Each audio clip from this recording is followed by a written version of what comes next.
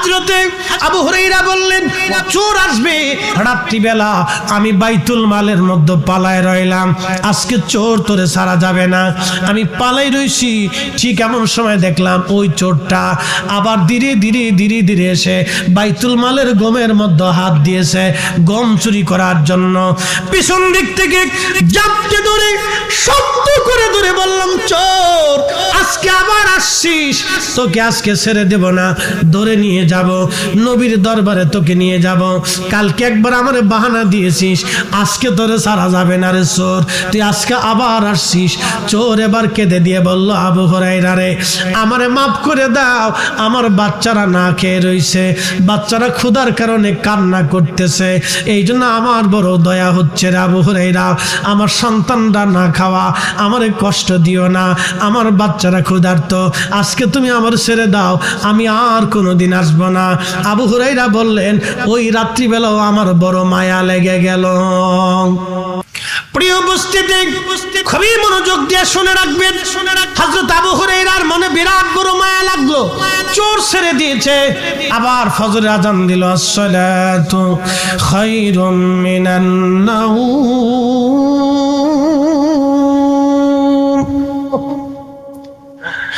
আজান পড়ার পরে সমস্ত সাহাবীরা মসজিদে নববীতে আল্লাহর হাবিবের পিছনে নামাজের জন্য চলে গেলেন। আবু হুরায়রা বলেন আবু নামাজের কাতারে নামাজ শেষ করার পরে আল্লাহর নবীর আদত ছিল প্রত্যেক ফজরের নামাজের পরে নবীজি ঘুরে বসে সাহাবীদেরকে তালিম তরবিয়ত দিতেন। আল্লাহর নবী ঘুরে বসে জিজ্ঞাসা করলেন মুস্কি হাসি দিয়া, আবু হুরায়রা রাতের চোর বাইতুল মালে আজকে কি বলছে? আবু হুরায়রা মুস্কি হাসি দিয়ে বলেন ইয়া রাসূলুল্লাহ ছেলে সন্তান মেয়েরা ক্ষুধার্তর অভিযোগ দিয়েছে, কান্নাকাটি করছে, আমি আবু হুরায়রার মনে বড় মায়া লাগছে, হুজুর আজকেও চোর আমি ছেড়ে দিয়েছি, চোর আজকেও ছেড়ে দিছি। আল্লাহর নবী ডাক দিয়ে বলেন আবু হুরায়রা তুমি চোর ছেড়ে দিয়েছো, সে বড় মিথ্যাবাদী ধোঁকাবাজ, সে কালকে রাত্রিবেলা আবার আসবে। একসাথে বলবেন আল্লাহু আকবার। না না আরো জোরে বলেন আল্লাহু আকবার। নবীর দরবারে খবর আসে না নাই, এজন্য ওনার নাম নবী। নবী শব্দের অর্থ হলো যিনি অদৃশ্যের সংবাদ দিয়ে দেন তাকে নবী বলা হয়, যিনি গায়েবের সংবাদ দেন, অদৃশ্যের খবর দেন, তিনি নবী, তিনি নবী। হযরত আবু হুরায়রা রাদিয়াল্লাহু আনহু বললেন আল্লাহর নবী যখন বলছে রাতের চোর আবার আসবে, আমার দৃঢ় বিশ্বাস চোর আবার আসবে। তৃতীয় রাত্রিবেলা চোর ধরার জন্য আমি বাইতুল মালের এক কোণে বসে রইলাম, দেখি আজকে চোর কেমনে আসে, আজকে আর ওরে সহজে ছাড়া যাবে না। আবু হুরায়রা রাদিয়াল্লাহু আনহু নিয়ত করে বসে আছেন, গভীর রাত্রিবেলা দেখে ধীরে ধীরে সেই চোর আবার আসছে, গমের ভিতরে হাত ঢুকাই দিছে গম নেওয়ার জন্য। হযরত আবু হুরায়রা পিছন দিক থেকে জাপটে ধরলেন, চোর রে আজকে আর তোরে ছাড়া যাবে না, আজকে 3 রাত তুই আমার সঙ্গে বাহানা করতেছিস, আজকে তোকে রাসূলের দরবারে ধরে নিয়ে যাব। চোর ডাক দিয়ে বলে আবু হুরায়রা রে তুমি আমাকে ছেড়ে দাও। আবু হুরায়রা তুমি যদি আমার ছেড়ে দাও তাহলে তোমাকে আমি একটা দোয়া শিক্ষা দিয়ে যাব, এমন একটা কালাম তোমারে শিখাবো ও আবু হুরায়রা, কোরআন শরীফ থেকে এমন একটা আমল তোমারে শিখাবো যে আমলটা করলে সারা রাত তোমার ঘরের মধ্যে ফেরেশতা পাহারা দিবে, শয়তান তোমার ঘরের মধ্যে ঢুকতে পারবে না। চিৎকার মেরে জোরে বলেন না মারহাবা। আবু হুরায়রা বলে সত্যি কি শিখাবা? বলে হ্যাঁ সত্যি তোমারে শিখাবো, তুমি যদি আমার ছেড়ে দাও তাহলে আমলটা শিখাই দিয়ে যাব। হযরত আবু হুরায়রা বলেন আচ্ছা ঠিক আছে ছেড়ে দিলাম, তো আমলটা তুমি আমারে শিখাও। বলে আবু হুরায়রা রে আয়াতুল কুরসি, আয়াতুল কুরসি, আয়াতুল কুরসি, আল্লাহু লা ইলাহা ইল্লা হুয়াল হাইয়ুল কাইয়ুম লা তাখুযুহু সিনাতুন ওয়ালা নাওম। এই আয়াতুল কুরসি তুমি যদি রাত্রিবেলা এশার নামাজের পরে ঘুমানোর আগে তুমি তোমার রাতের ঘরে যদি তুমি তেলাওয়াত করে ঘুমাও তাহলে তোমার দরজার পাশে অথবা তোমার ঘরের ভিতরে, তোমার বিছানার পাশে আল্লাহর একজন রহমতের ফেরেশতা দাঁড়ায় থাকবে। সারা রাত্র ভোর শয়তান তোমার ঘরে আসতে পারবে না, ঢুকতে পারবে না। কোরআন শরীফের আয়াতুল কুরসি যদি আপনি তেলাওয়াত করে ঘুমান, মুসলমানের ঘরে ঘরে কোরআনের আওয়াজ দরকার। আজকে মুসলমানের ঘরে ঘরে কোরআনের আওয়াজ বাদ দিয়া ফেসবুকের আওয়াজ চলে গেছে, ইউটিউবের আওয়াজ চলে গেছে, স্টার জলসা ঢুকে গেছে, জি বাংলা ঢুকে গেছে, নাটক সিনেমা ঢুকে গেছে, গান বাজনা ঢুকে গেছে। যেমন মহিলারা তেমন বেডারা দুই গ্রুপে পাল্লা পাল্লে দেওয়া শুরু হয়ে গেছে। এইভাবে যদি কোরআনের আওয়াজ, নবীর দুরূদ সালাম, দুআ দুরূদ মিলাদ মাহফিল যদি ঘরে ঘরে থেকে বন্ধ হয়ে যায়, আমি সময় দিলাম মাত্র 10 বছর, মাহফিল বন্ধ করে দেন, পীর মাশায়েখদের দরবারে আসা যাওয়া বন্ধ করে দেন, ঘরে ঘরে দোয়া মিরাত কোরআন খতম বন্ধ করে দেন, ওয়াজ মাহফিল বন্ধ করে দেন, মাত্র 5 বছরে দেখবেন লাকসাম ওই ফুল মার্কেটের সামনে দিয়া, চেয়ারম্যান সাহেবের হোটেলের সামনে দিয়া, হোটেলের ভিতরে দিয়া জিন্সের প্যান্ট পরিয়া, হাফ প্যান্ট পরে আমার দেশের মেয়েরা ওনার হোটেলে খাবার খাইতে যাবে, নাস্তা করতে যাবে। এ দেশের মুসলমান কিছুই বলতে পারবে না। কথা কন না কেন? মিস্টার আজাজিল আল্লাহর দরবারে ডাক দিয়ে বলেন, রাব্বি আমি 9 লক্ষ বছর ইবাদত করলাম আল্লাহ, 9 লক্ষ বছরের ইবাদতের বিনিময়ে কি আমি কিছু পাই না? আল্লাহ বলেন, কি চাও? তখনও যদি বলে রাব্বি আমারে মাফ করে দেন, আল্লাহ কিন্তু তারে মাফ করে দেয়, কিন্তু ওর মনে বড় শয়তানি। ডাক দেখো, আল্লাহ আমারে কিয়ামত পর্যন্ত হায়াত দিবা। আল্লাহ বলেন, তা দিলাম। আর কি চাও? বলে রাব্বি আমারে তুমি তামাম পৃথিবী তাসাররুফ করব, তামাম পৃথিবী ঘুরে আসবো 1 সেকেন্ডে, 1 মুহূর্তে, এই ক্ষমতা তুমি আমারে দাও। আল্লাহ বলেন, তাও দিলাম। আর কি চাও?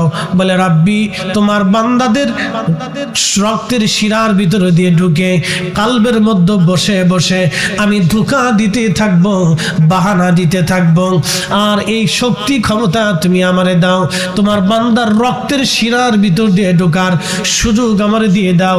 এই জন্য জিনেরা যখন মানুষকে ধরে দেখবেন তার শরীরের সাথে জিনেরা অ্যাডজাস্ট হয়ে যায়, জিনরা মানুষের শরীরের সাথে অ্যাডজাস্ট হয়।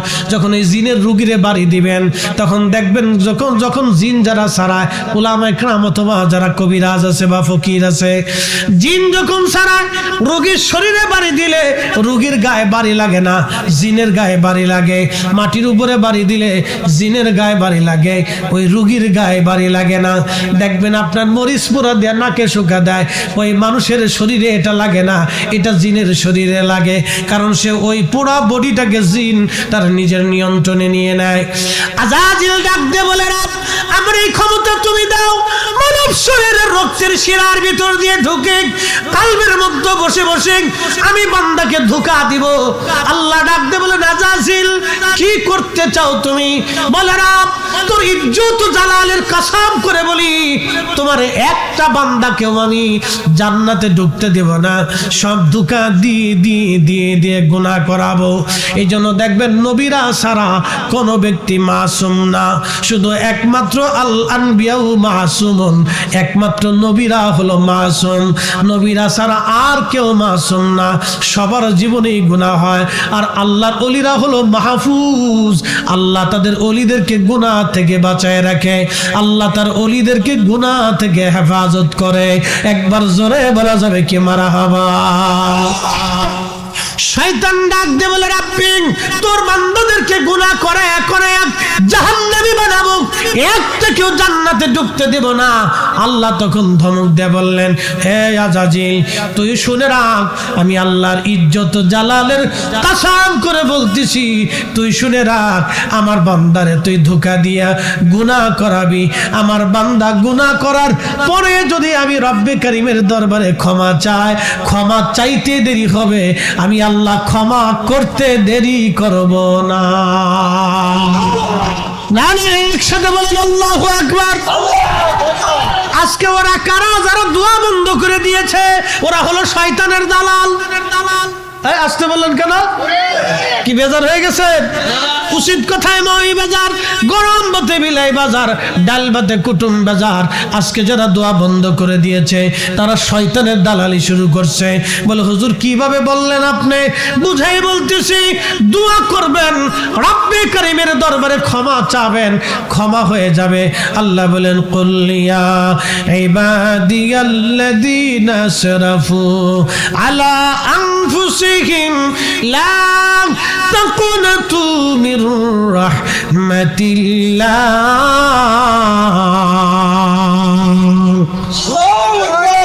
হাবিব আপনি আমার উম্মত, আমার বান্দাদেরকে বলে দেন, হে আমার বান্দারা, তোমরা তোমাদের নফসের সাথে যতই জুলুম করো, কবিরা গুনাহ যতই তোমরা করো, চিন্তার কোনো কারণ নাই, ভয়ের কোনো কারণ নাই। তোমরা আমি আল্লাহর রহমত থেকে তুমি নিরাশ হয়ো না। আল্লাহ বলেন তোমার জীবনের সমস্ত গুনাহগুলিকে আমি রব্বে কারীম ক্ষমা করে দিব, মাফ করে দিব। একবার জোরে বলা যাবে কি সুবহানাল্লাহ? তাহলে আপনারা বলেন দোয়া কি চলবে না বন্ধ হবে?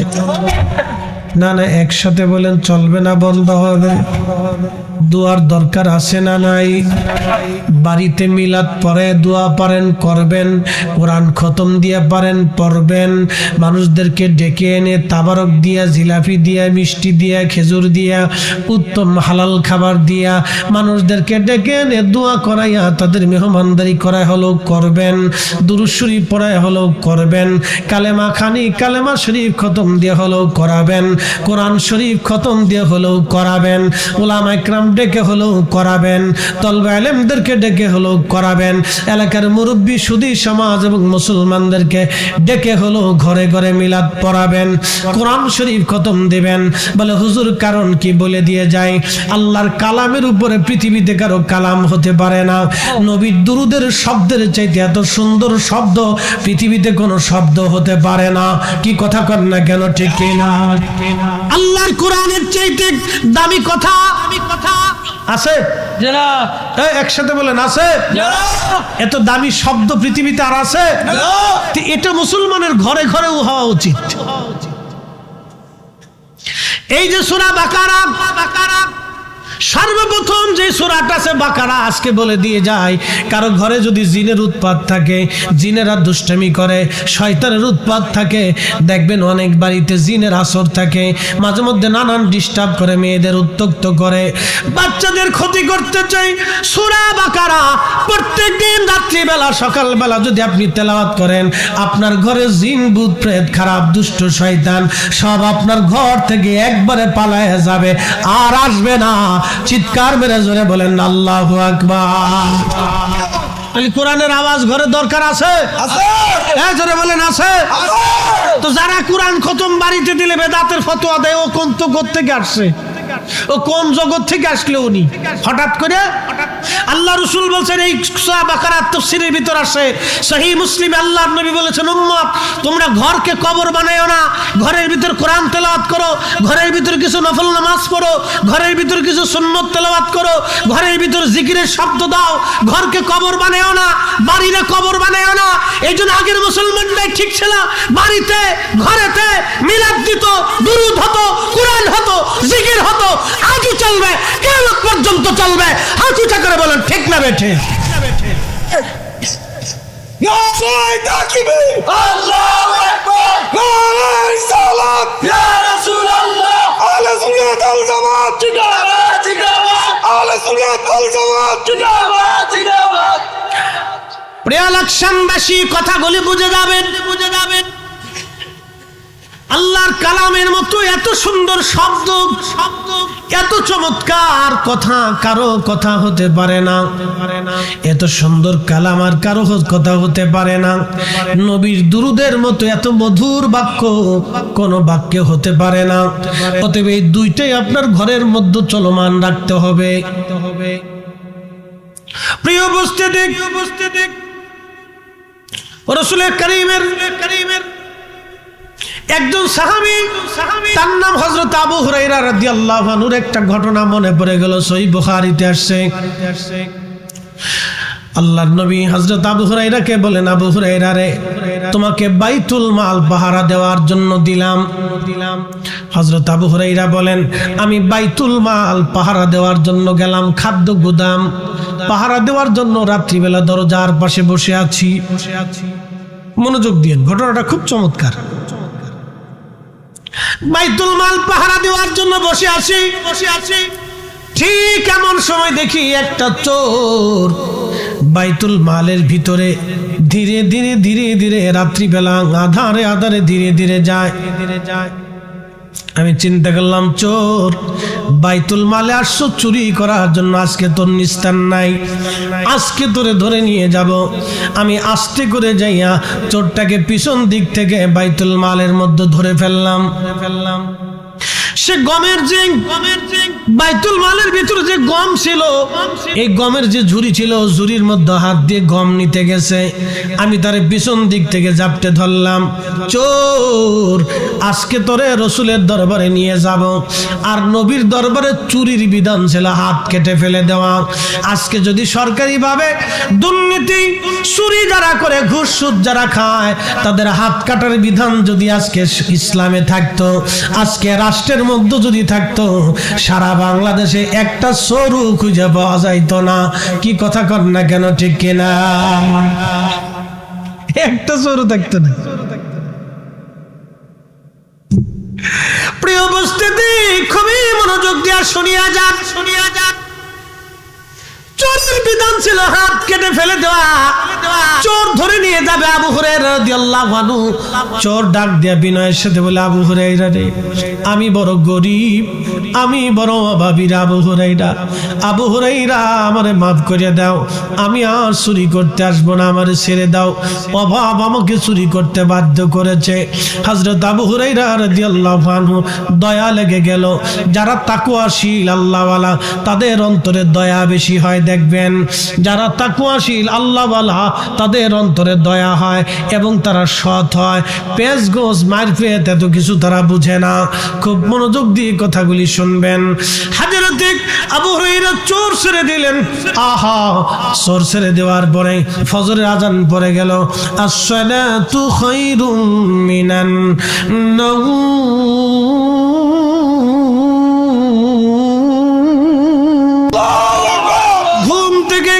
নামাজ ভালো, ঘুম থেকে নামাজ ভালো। যখন আজানের আওয়াজ পড়ে গেল, হযরত আবু হুরায়রা বলতেছেন, আমি ধীরে ধীরে ধীরে ধীরে আল্লাহর নবীর পিছনে নামাজ পড়ার জন্য চলে গেলাম।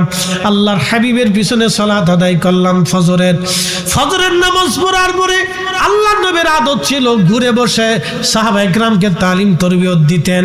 এমন সময় নবীজি আবু হুরায়রার দিকে তাকাইয়া ছোট্ট করে মুস্কি হাসি দিয়া বলেন, আবু হুরায়রা রে, রাতের চোর আজকে কি বলছে? চিৎকার মেরে জোরে বলেন না মারহাবা। ওরে রাহমাতুল লিল আলামিন, আপনি উম্মতের জাবিন, গুনাহগারের অতি আপনজন। কথা কোন ঠিক কিনা? রাত্রিবেলা চোরের সাথে আবু হুরায়রার কথা হয়, কেউ জানে না, কিন্তু আমার রাসূলের দরবারে খবর হয়। আল্লাহর নবী ডাক দেয়া বলেন, আবু হুরায়রা, রাতের চোর কি বলেছে? আবু হুরায়রা মাথাটা নরম করে নিচু করে বলেন, ইয়া রাসূলুল্লাহ, চোর এসেছিল, ধরে ফেলেছি। অনুনয় বিনয়ের সাথে বলল, সে নাকি বড় অভাবী, আমার বড় দয়া লাগছে গিয়া নবী আল্লাহ, আমি চোর ছেড়ে দিয়েছি। আল্লাহর নবী মুস্কি হাসি দিয়ে বলেন, আবু হুরায়রা রে, চোর মিথ্যা কথা বলেছে, আগামীকাল রাত্রিবেলা চোর আবার আসবে। চিৎকার বেড়ে জোরে বলেন আল্লাহু আকবার। নবীর দরবারে খবর আছে না? না। আল্লাহ বলেন, কামা আরসালনা ফীকুম রাসূলাম মিনকুম ইয়াতলু আলাইকুম আয়াতিনা ওয়া ইউযাক্কিকুম ওয়া ইউআল্লিমুকুমুল কিতাবা ওয়াল হিকমাতা ওয়া ইউআল্লিমুকুম মা লাম তাকুনু তা'লামুন। আনুন। কোরআন বলতেছে হুজুর আমি আপনাকে দুনিয়াতে পাঠিয়েছি, কি জন্য পাঠাইলাম? ইয়া নবী আল্লাহ, এই জন্য পাঠাইলাম আমি আল্লাহর কোরআনের আয়াতগুলি আপনি তেলাওয়াত করে করে তাদেরকে শোনাবেন, এর বিধানগুলি আপনি জানাবেন, এর হালাল আপনি জানাবেন, এর হারাম আপনি জানাবেন, এখানে যত উপদেশ আছে আপনি উম্মতকে শিখাবেন, এর তাফসীর আপনি শিখাবেন, এর মিনিং আপনি শিখাবেন। কোরআনের দুইটা দিক আছে, একটা জাহির আর একটা বাতিন। জাহিরটা উম্মতকে শিখাবেন, বাতিনটা উম্মতকে শিখাবেন। জাহিরটা উম্মতকে শিখাবেন, বাতিনটা উম্মতকে শিখাবেন। এই কোরআনে আল্লাহ যেটা হালাল করেছেন সেটা আমাদের নবী শিখিয়ে গেলেন, যেটা হারাম করেছেন আমাদেরকে শিখাই গেলেন। এই কোরআনের হালাল হারাম, এই কোরআনের জাহিরি অর্থ, শরঈ অর্থগুলি আল্লাহর নবী হাতে কলমে প্র্যাকটিক্যাল আমাদের শিখাই দিয়ে গেলেন। কিন্তু বাতিনি আলিফ লাম মিম, আলিফ লাম রা, ইয়াসিন, তাহা, আনুন, কাফ হা ইয়া আইন সাদ, এইগুলির অর্থ আমরা কেউ জানি না, শুধু আল্লাহ বলতেন, নবী জানতেন। মাঝখানে যিনি ওহী এনেছিলেন জিবরাইল, তিনিও জানতেন না। একবার জোরে বলা যাবে কি মারহাবা।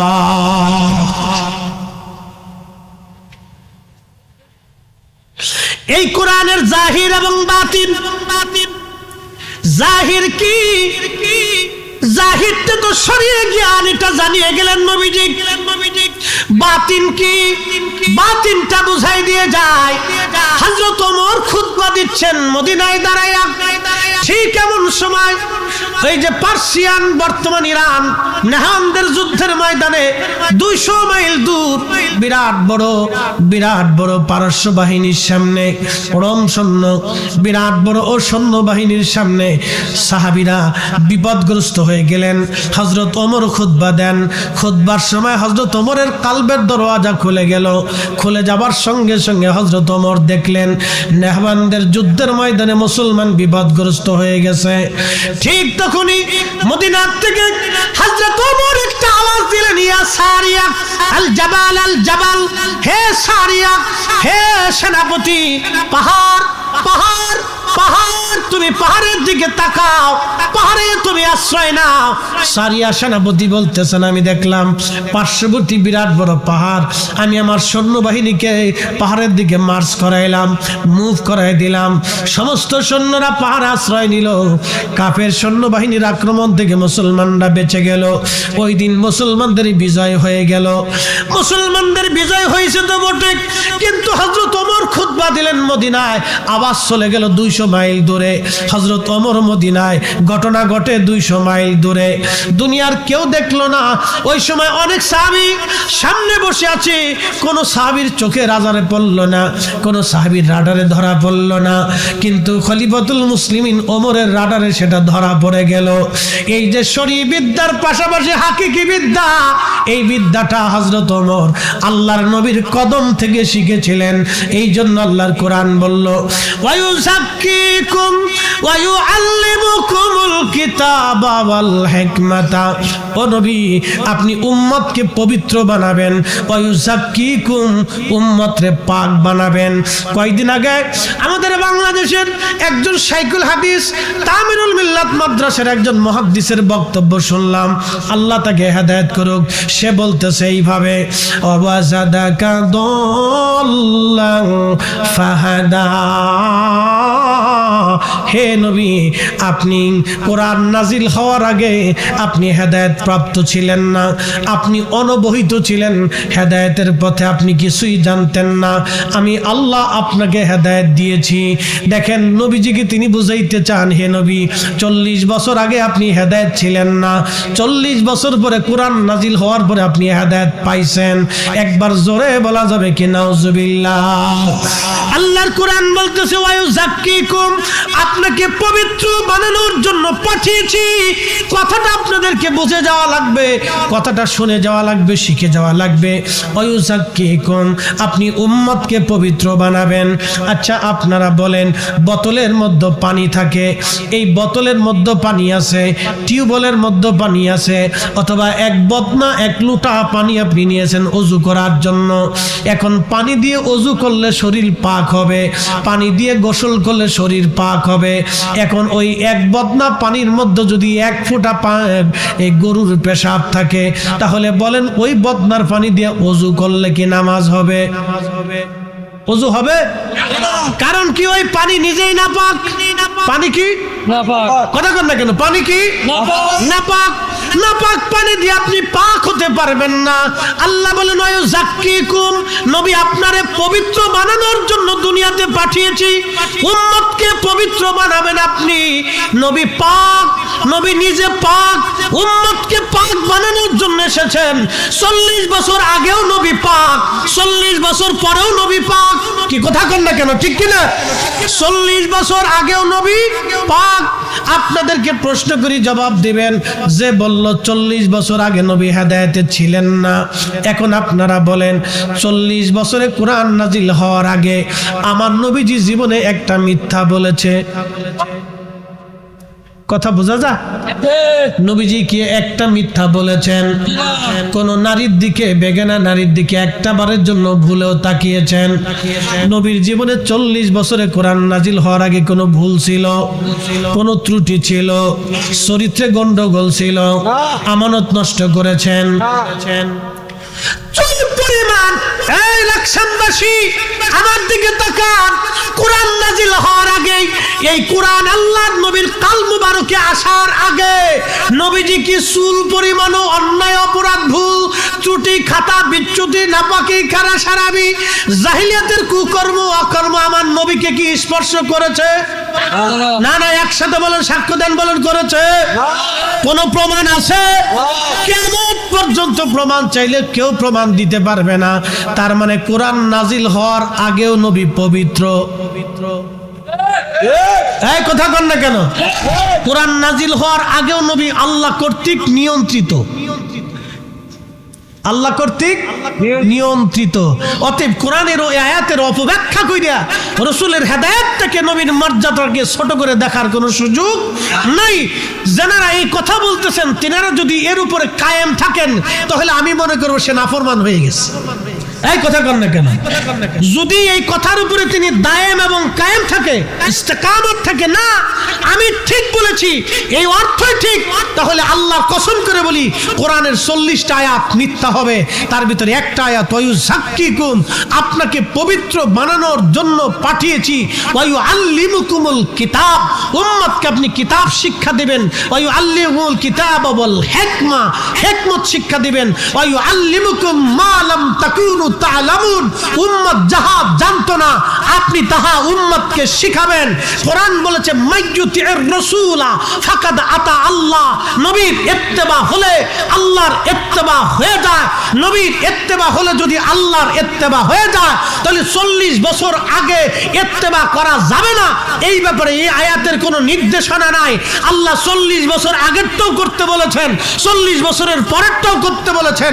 আল্লাহ নিজে বলেছেন কুল ইন কুনতুম তুহিব্বুনাল্লাহ, আমাকে যদি ভালোবাসতে চাও ও নবী উম্মতকে জানিয়ে দেন ফাত্তাবিউনি, সেজন্য আপনি নবীর ইত্তেবা করে, আপনার অনুসরণ করে, 40 বছর আগের অনুসরণ করবে, 40 বছর পরেরটাও করবে।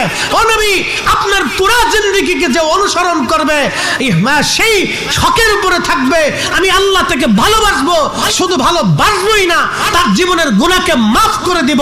একসাথে বলা যাবে আল্লাহু আকবার। আল্লাহর কোরআন বলছে ইয়া আইয়ুহাল্লাযীনা আমানু, হে ঈমানদার, আতিউল্লাহ ওয়া আতিউর রাসূল, আমার ইত্তেবা করো, আমার রাসূলের ইত্তেবা করো। আতিউন শব্দ আল্লাহর বেলায় যেমন, আতিউন শব্দ রাসূলের বেলায় তেমন। আতিউন শব্দ আল্লাহর বেলায় যেমন, আতিউন শব্দ রাসূলের বেলায় তেমন।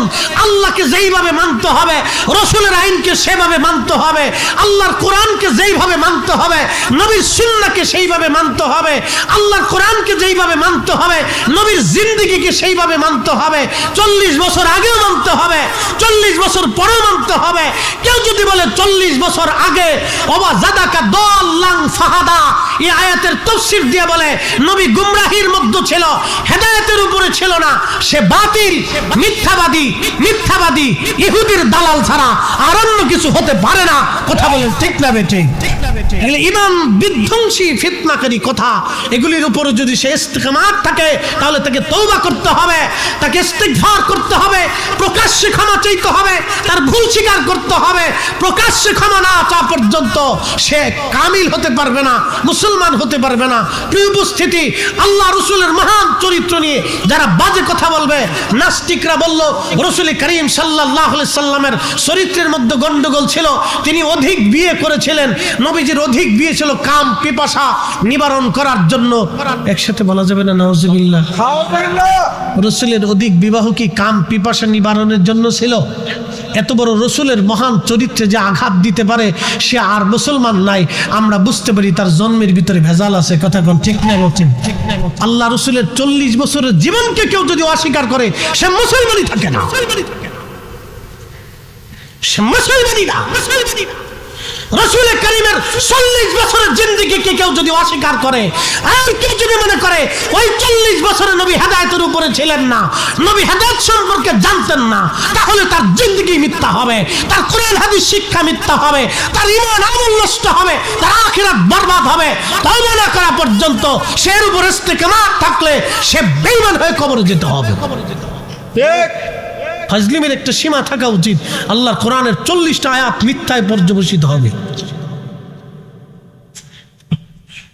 আমাদেরকে সাহানুদ্দিন আছে, আপনাদেরকে বুঝাইতেছি, সারা জীবন মনে রাখবেন। কষ্ট হইতেছে আপনাদের? কথা কি বোঝা যায়? আপনাদের কথা বুঝতে পারতেছেন? এই জন্য কাজী নজরুল কি চমৎকার লিখেছেন, আল্লাহকে যে পাইতে চায়, আল্লাহকে যে পাইতে চায়, হযরতকে ভালোবেসে আরশ কুরসি লৌহ কলম না চাহিতেই পেয়েছে সে। আমি যদি আরব হতাম মদিনারি পথ, সেই পথ দিয়ে হেঁটে যাইতেন নূর নবী হাজারাত, নূর নবী হাজারাত। একবার জোরে বলা যাবে কি মারহাবা? এই কোরআনের সর্বশ্রেষ্ঠ রাসূল করিমের সম্মানের একটা দলিল আপনাদেরকে দিচ্ছি, একসাথে বলেন তো আল্লাহু আকবার। আল্লাহু আকবার।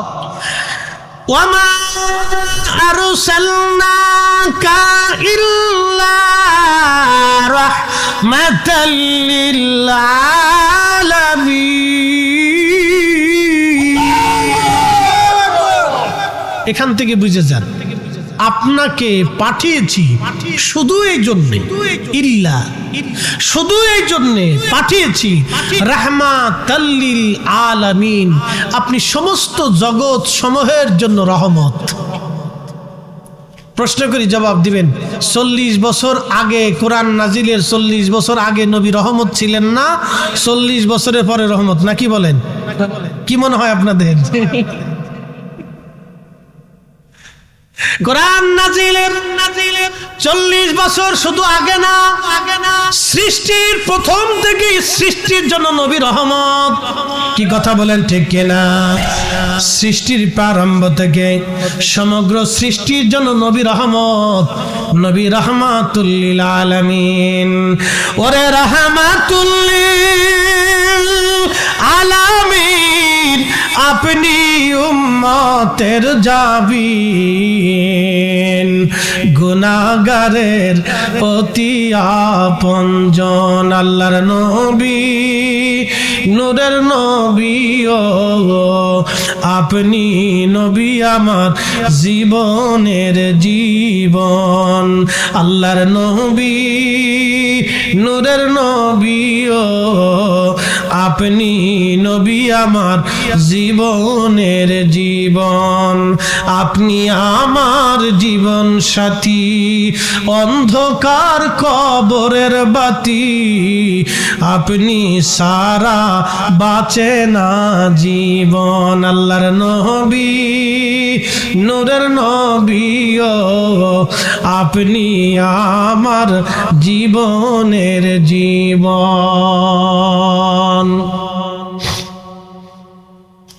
হযরত আবু হুরায়রা বলেন, নবীজি বলেছেন কালকে রাত্রিবেলা চোর আবার আসবে। আমার অন্তরে একেবারে পরিপূর্ণ ইয়াকিন এসে গেল, নবী মিথ্যা বলতে পারে না।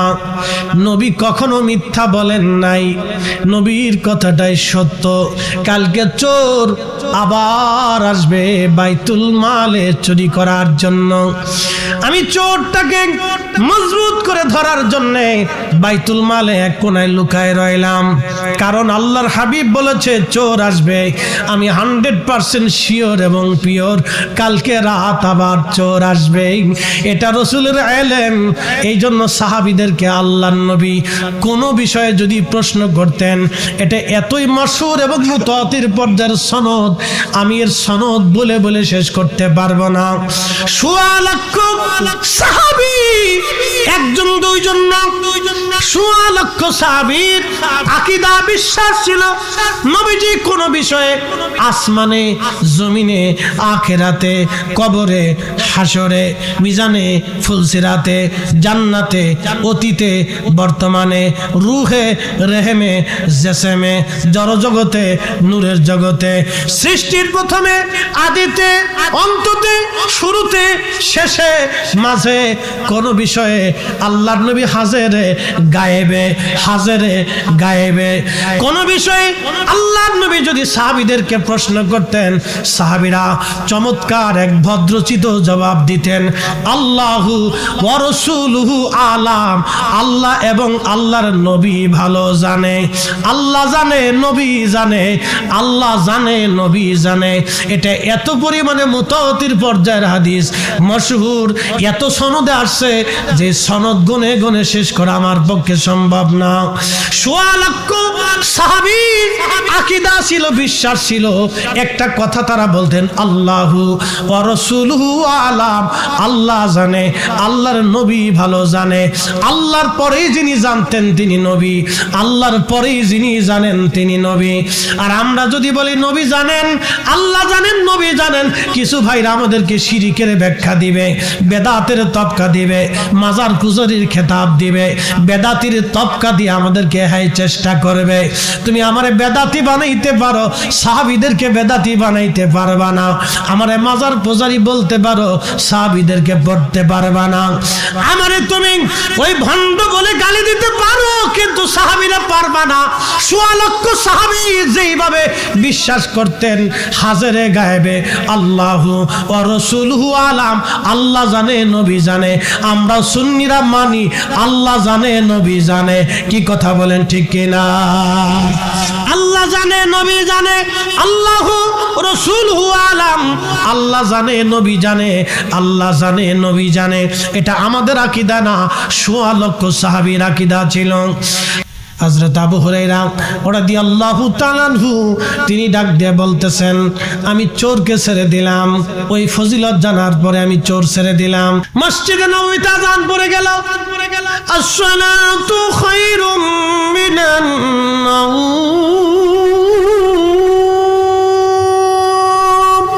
ঘুম থেকে নামাজ উত্তম, ঘুম থেকে নামাজ ভালো।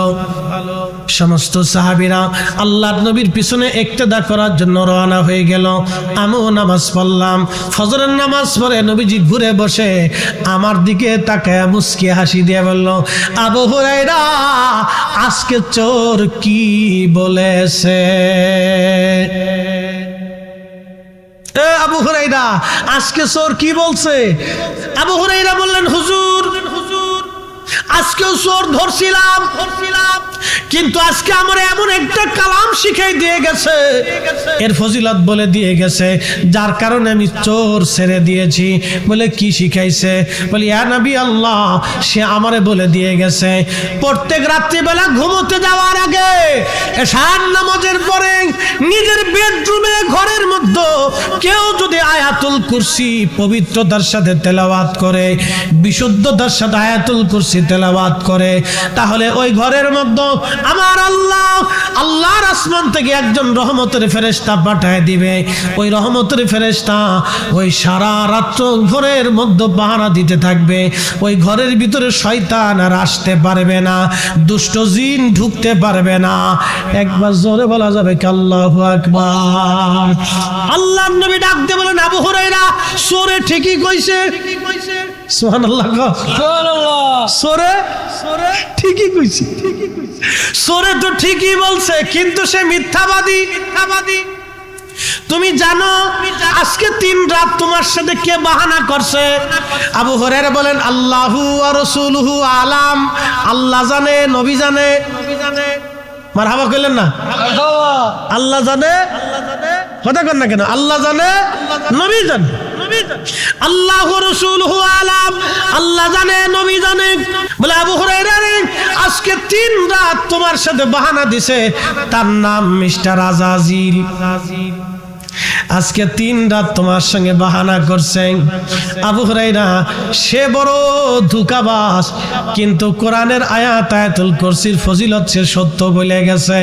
আমি নবী নিজেও বললাম, এই আয়াতুল কুরসি রাত্রিবেলা এশার নামাজের পরে কেউ যদি তেলাওয়াত করে ঘুমায়, আল্লাহর পক্ষ থেকে রহমতের ফেরেশতা তার ওই ঘরটাকে সারা রাত্র পাহারা দিবে। দুষ্ট জিন শয়তান ওই ঘরের মধ্যে ঢুকতে পারবে না।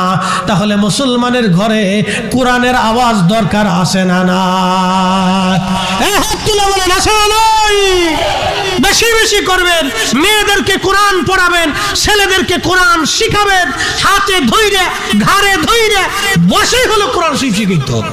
কারো শরীরে যদি ডায়াবেটিস একবার আসে, তার জীবনের 50% শেষ হয়ে যায়, যৌবন শেষ হয়ে যায়, শক্তিমত্তা শেষ হয়ে যায়, চোখের আলো কমে আসে, কানের শক্তি কমে যায়, জবানের পাওয়ার কমে আসে, পেটের ক্ষুধার পাওয়ার কমে যায়, শরীরের হাত পার কর্মক্ষমতা কমে যায়, ব্রেনের স্মৃতিশক্তি তার কমতে থাকে, এক এক করে প্রত্যেকটা পার্শ্বপাতি তার দুর্বল হতে থাকে। যদি একবার ডায়াবেটিস আছে, এটা দুনিয়ার ভিতরে এক ধরনের আল্লাহর পক্ষ থেকে আযাব। কারণ একবার যদি হার্ট স্ট্রোক হয়ে যায়, একবার যদি সে স্ট্রোক করে, তাহলে তার জীবনের 80% শেষ হয়ে যায়। কারণ একবার স্ট্রোক করার পরে তার আর কিছু থাকে না, জোরে কথা বলতে পারে না, জোরে দৌড়াইতে পারে না, বেশি ভারী কাজ সে করতে পারে না, বেছে গুছে খাবার খেতে হয়।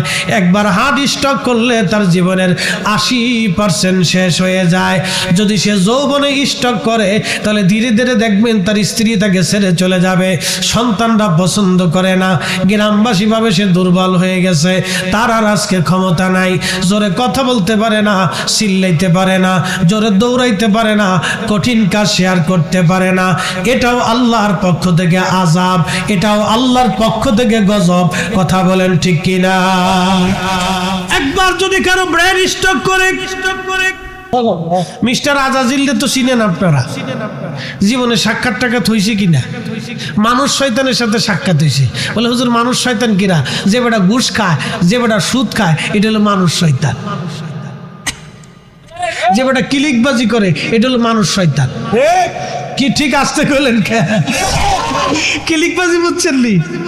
ক্লিকবাজি করে সমাজে ভেজাল বাঁধায়, পরিবারে ভেজাল বাঁধায়, স্বামী স্ত্রী ঝগড়া বাঁধায়, মা পুত্রের অশান্তি বাঁধায়, ভাই ভাই জঞ্জাল বাঁধায়, বন্ধু বন্ধু ভেজাল বাঁধায়, প্রতিবেশী প্রতিবেশী ঝগড়া বাঁধায়, গ্রামে গ্রামে অশান্তি বাঁধায়, গ্রামে গ্রামে যুদ্ধ বাঁধাই দেয়। এরা হলো ক্লিকবাজ। এই দুনিয়ার শয়তান যদি দেখতে চান তো ক্লিকবাজের চেহারা দেখলে বুঝবেন এটা হলো আজাজিলের খালাতো ভাই। এই কাজগুলি করবে, এটা আমাদের জন্য গুরুত্বপূর্ণ। ফতোয়া মাইরিয়ে মাইরিয়ে আজকে মুসলমানের 12টা বাজায় নিচ্ছে, খালি ফতোয়া ফতোয়া ফতোয়া মেরিয়ে দেব। এক একজন এসে এক এক রুলসে এক এক সিস্টেমে খালি নিজের ক্রেডিট বজাইতেছে। এগুলি কি রে ভাই? আমার দিকে তাকান, ওয়াজ আমার শেষ, কথা আর বাড়াবো না। মুসিবত আমাদের দেশে চেপে আসতেছে যত দিন যাচ্ছে। শোনেন, নারী সমাজ যদি বেপর্দা হয়ে যায় এর চাইতে মহামারী পৃথিবীতে আর কিছু নাই। কি কথা কর না কেন, না বুঝেন না? নারী জাতি যদি বেপর্দা হয়, নারী জাতির যদি শরম না থাকে, তাহলে বুঝতে হবে আমরা ধ্বংসের দ্বার প্রান্তে চলে আসছি। কিয়ামতের একবারে ভয়াবহ আলামতে কুবরা আমাদের সামনে চলে আসতেছে। আমাদের যত দিন যাচ্ছে পশ্চিমা বিশ্বের মতো আমাদের নারীরাও খুব ফাস্ট দ্রুত গতিতে আগায় যাইতেছে। এখন আমাদের করণীয় কি? আমাদের করণীয় আমাদের সন্তানদেরকে আদব শিক্ষা দেওয়া, কোরআন শিক্ষা, প্রিয় নবীর সুন্নাহ শিক্ষা দেওয়া, আমাদের বাচ্চাদেরকে বসায় বসায় বসায় বসায় কোরআন সুন্নাহ নিয়ম নীতিগুলি এগুলি শিক্ষা দেওয়া। না না বলুন বুঝতে পারছেন? এগুলি আমাদেরকে শিক্ষা দেয়। প্রিয় উপস্থিতি, এগুলো যদি আমরা করতে পারি তাহলে আশা করি আমরা সাকসেস হব। আমরা সবাই কবরে চলে যাব। আমাদের সন্তানদেরকে নিয়ে আমরা জিজ্ঞাসিত হব। আমরা আমাদের সন্তানদেরকে, স্ত্রীদেরকে কিভাবে চালিয়েছিলাম, পরিবার কিভাবে চালিয়েছিলাম। এই যে চেয়ারম্যান সাহেব এখানে উপস্থিত আছেন, ওনার ইউনিয়ন সম্পর্কে উনি জিজ্ঞাসিত হবে। গ্রামের মাতুব্বর তিনি গ্রাম সম্পর্কে জিজ্ঞাসিত হবে। পরিবারের যিনি প্রধান আছেন তিনি পরিবার সম্পর্কে জিজ্ঞাসিত হবে। রাষ্ট্রের যিনি প্রধান আছেন তিনি রাষ্ট্র সম্পর্কে জিজ্ঞাসিত হবে। জেলার যিনি ডিসি আছেন তিনি জেলা সম্পর্কে জিজ্ঞাসিত হবেন। এই থানার যিনি এমপি আছেন তিনি থানা সম্পর্কে জিজ্ঞাসিত হবেন।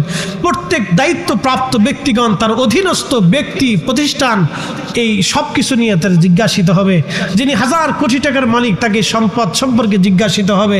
যিনি ভিখারি, কিছুই নাই, তার কিচ্ছু নাই, এর উপর তিনি জিজ্ঞাসিত হবে। যিনি আলেম আছেন, মাদ্রাসার মুহাদ্দিস আছেন, প্রিন্সিপাল আছেন, তিনার এই মাদ্রাসার সম্পর্কে তিনি জিজ্ঞাসিত হবেন। আমি বক্তা, আমার জীবনের বক্তব্য কথা সম্পর্কে আমি জিজ্ঞাসিত হব। প্রত্যেকটা বান্দা তার জীবনের উপর জিজ্ঞাসিত হবে সেই দিন আল্লাহর আদালতে। তো এই জিজ্ঞাসা থেকে, প্রশ্ন থেকে বাঁচার জন্য আমাকে আপনাকে অবশ্যই আমাদের সন্তানদেরকে কোরআন সুন্নাহর দিকে ধাবিত করতে হবে। কোরআন তাদের হৃদয়ে গেঁথে দিতে হবে, বুঝাইতে হবে, পড়াইতে হবে। আমাদের নারীদেরকে পর্দার ভিতরে খাস পর্দা শিখাইতে হবে। শোনেন, খালি বুরকা মুড়ি দিয়ে দিয়ে রাস্তায় দিলেই পর্দা হয়ে যায় না। আজকে আসার সময় ব্রিজের পাশে দিয়ে এক বুরকাওয়ালা বেডি আর এক বেডার লগে বইসা ধস্তাধস্তি করতেছে। কি বলবেন? আমি দেখি হাসতে হাসতে পারছেন, আর শয়তান বুরকার ভিতরে ঢুকে গেছে। বুঝতে পারছেন? বুরকার ইজ্জত শেষ। হাত মোজা পা মোজা সিনার কোনো কায়দা নেই, মাঠ থেকে পা পর্যন্ত ঢাকতেছে। বোটানিক্যাল গার্ডেনে যায় চুপচাপ বৈশা প্রেম নিবেদন চলতেছে। সি সি সি সি, বুরকার ইজ্জত শেষ। এই জন্য খাস পর্দা শিখাইতে হবে। খাস পর্দা বুঝেন, মেয়েদেরকে পর্দা শিখাইতে হবে যে পুরুষ থেকে কিভাবে নিজেকে নিরাপত্তা দিতে হয়, এটা শিখাইতে হবে। এটা আপনার স্ত্রীর দায়িত্ব, আপনার মায়ের দায়িত্ব, আপনার বোনের দায়িত্ব, তার পরবর্তী জেনারেশনকে শিখাই দেওয়া। আপনি যেমন বাচ্চাকে রাস্তা পার হবেন কেমনে শিক্ষা দেন, স্কুলে কেমনে যাবেন শিক্ষা দেন, বড়দের সাথে কিভাবে সালাম দিতে হবে, কথা বলতে হবে শিক্ষা দেন, কিভাবে লিখতে হবে শিক্ষা দেন, কিভাবে কথা বলতে হবে শিক্ষা দেন। ও আপনার মেয়েটাকে ওইভাবে পর্দা শিক্ষা দিতে হবে। আপনার ছেলেটাকে ব্যবহার শিক্ষা দিতে হবে, তাকে ন্যায় নীতি শিক্ষা দিতে হবে। হালাল হারাম ছোটকাল থেকে বুঝাইতে হবে যে এটা হারাম, এটা হালাল, এটা বৈধ, এটা অবৈধ, এটা করা যাবে, এটা করা যাবে না, এগুলি শিখাইতে হবে। বুঝতে পারছেন? এজন্য আমাদেরকে এগুলি শিখতে হবে। আল্লাহ আমাদের প্রত্যেকের তৌফিক দিক, সকলে বলেন আমিন। আসেন নবীজিকে দাঁড়ায় সালাম জানাই, ইয়া নবী সালাম।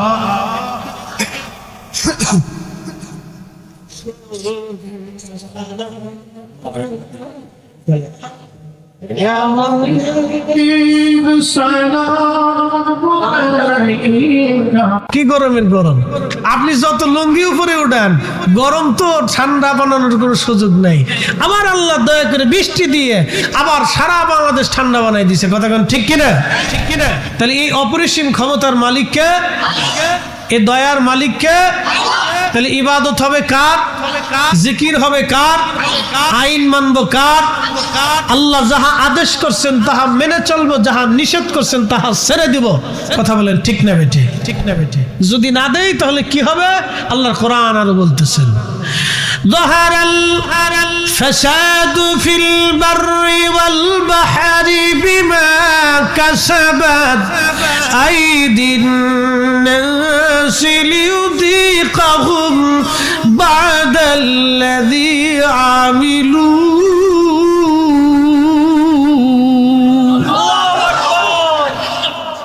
জলে এবং স্থলে বিপর্যয়, মুসিবত। সমুদ্রে এবং স্থলে, স্থলে কি? করোনা মহামারী, ডায়াবেটিস, প্রেসার, হার্টের সমস্যা, কিডনি সমস্যা, লিভারের সমস্যা, ক্যান্সার, এরপরে আলসার, এরপরে আপনার এই প্যারালাইসিস, এই যে ধরনের যাবতীয় কিছু মহামারী আছে, খুব ভয়াবহ রোগ আছে যেটা হইলে আর সারে না, ব্রেন স্ট্রোক।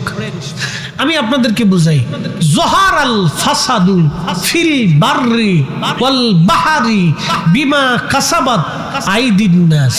আমাদের দু হাতের রুজি, এই জলে এবং স্থলে যে বিপর্যয় আসে, মুসিবত আসে, কেন আসে? কোরআন বলতেছে, বুঝে যান। ডায়াবেটিস আমাদের কারো শরীরে যদি আসে তাহলে তার 50% শেষ। আমার দিকে তাকাবেন, এই যুবক যারা আছেন, খালি বসে বসে ফেসবুক টিপেন না, ইউটিউব দেখেন না, লাইভ শেষ হয়ে যাবে। বাতাস চলুক, একসাথে বলেন আল্লাহু আকবার, নারে তাকবীর, নারে রিসালাত, আহলে সুন্নাত ওয়াল জামাত, কোরআন সুন্নাহর আলো। বাতাস কার? আমরা কার? জমিন কার? বাতাস কি বাংলাদেশের আইনে না আল্লাহর আইনে? বাংলাদেশ বাতাস কি সরকারের আইনে না আল্লাহর আইনে? বাতাস কি আবহাওয়া অধিদপ্তরের অধীনে না আল্লাহর অধীনে? বাতাস কি এই আপনার কি বলে প্রাকৃতিক মন্ত্রী যে আছে, এদের কি মন্ত্রণালয় কয়? দুর্যোগ ও প্রতিরক্ষা মন্ত্রণালয়, না কি বলে দুর্যোগ মন্ত্রণালয়। তাহলে বাতাস কি, বৃষ্টি কি, বন্যা কি, সাইক্লোন কি, তুফান কি দুর্যোগ মন্ত্রণালয়ের অধীনে না আল্লাহর অধীনে? আমরা কার অধীনে? সূর্য কার অধীনে? তাহলে আল্লাহর আইন মেনে চলতে হবে, কথা কান ঠিক কিনা? এই জন্য বেশি বেশি সুদ খাওয়ার দরকার। আজকে এক অটোওয়ালা আমার ঢাকার শহরে বাসায় নামাজ দেওয়ার সময় বলতেছে, হুজুর কি বলবো, দুঃখের কথা, 30,000 টাকা সুদের টাকা আনছিলাম, 70,000 টাকা দিছি, এখনো টাকা শেষ হয় না। আমি বললাম বাড়ি কোথায়? বলে বরিশাল। আমি বললাম যে কি করবেন? কই যে মাফ সব চাই, সুদে আল্লাহ মাফ করে না, খালি হে ডিম পারে, খালি ডিম পারে, ডিম পারে। আমি বললাম হে কি মানুষ না মুসলমান? হুজুর মানুষও মুসলমান। চিন্তা করতে পারছেন, 30,000 টাকা আনছে, 70,000 টাকা দিছে, তারপরও টাকা শেষ হয় না, এরপরও 40,000 টাকা দাবি করছে। আমি বললাম আর কি করবেন, মাফ সব চান, চেয়ারম্যান মেম্বার ধরিয়া কান্নাকাটি করে দেখেন এই বেটার কাছ থেকে ছুটতে পারেন কিনা। এ দুনিয়ার গজব, করোনা মহামারী সেই তো ভয়াবহ, কি কথা কন না, ঠিক কিনা?